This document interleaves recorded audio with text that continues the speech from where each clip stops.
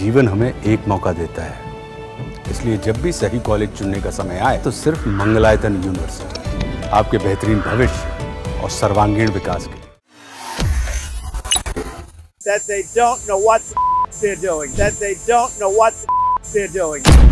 Trump के ये वो तेवर हैं जो सीज फायर के बाद सामने आए हैं। दिलचस्प बात यह है कि ट्रंप के ये तेवर ईरान को लेकर नहीं, इजराइल को लेकर है।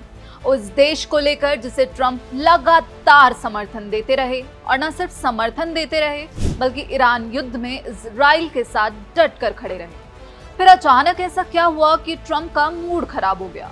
ऐसा वैसा भी नहीं, उन्होंने तो ईरान इजराइल को गाली तक दे डाली। इधर ट्रंप ने गाली दी तो उधर नेतन्याहू से भी नहीं रहा गया, उन्होंने भी पट्ट से ट्रंप को जवाब दे दिया। नेतन्याहू ने क्या कहा वो तो जानेंगे ही, लेकिन पहले ट्रंप को समझिए, आखिर वो इतने बौखलाए हुए क्यों हैं? तो उसकी वजह भी एक नहीं हजार है। दरअसल ट्रंप को इन दिनों एक नई बीमारी लगी है। इस बीमारी का नाम सीज फायर सिंड्रोम है। एक ऐसा सिंड्रोम जिसमें आदमी को हर युद्ध में घुसकर सीज फायर का क्रेडिट लेने की आदत हो जाती है। भारत पाकिस्तान के अघोषित युद्ध में भी ट्रंप ने यही किया था, और अब ईरान इजराइल युद्ध में भी अपना सीज फायर का झंडा लेकर खड़े हो गए हैं। लेकिन समस्या वहां खड़ी हुई जब ट्रंप के सीज फायर की ईरान इजराइल की मिसाइलों ने धज्जियां उड़ा दी।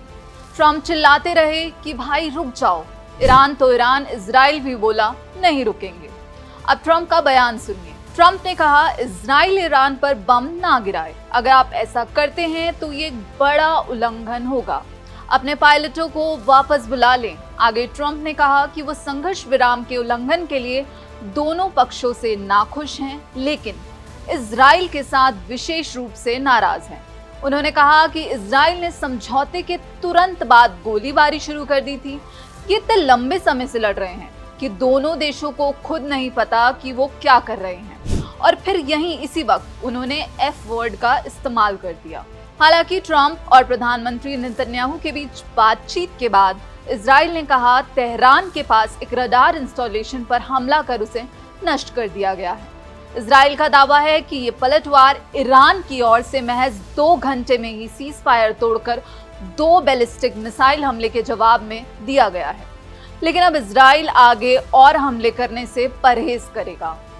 हालांकि नेतन्याहू ने यह बयान तो दे दिया, लेकिन इजराइल का संदेश साफ है कि अगर उस पर हमला होगा तो वो उसका जवाब देगा। वहीं दूसरी तरफ ईरान ने चेतावनी दी है कि इजराइल के उल्लंघन का जवाब जल्द और 2 गुना विनाशकारी होगा। ईरान की सेना ने साफ कर दिया है ये कोई चेतावनी नहीं बल्कि एक शुरुआत है। अब इस पूरे युद्ध में पिक्चर काफी तेजी से बदल रही है, और अब ट्रंप ने जो इजराइल को लेकर एफ वर्ड का इस्तेमाल किया है उस पर आपकी क्या राय है, हमें कमेंट बॉक्स में जरूर बताइए। और देश और दुनिया की खबरों के लिए जुड़े रहिए दैनिक जागरण के साथ।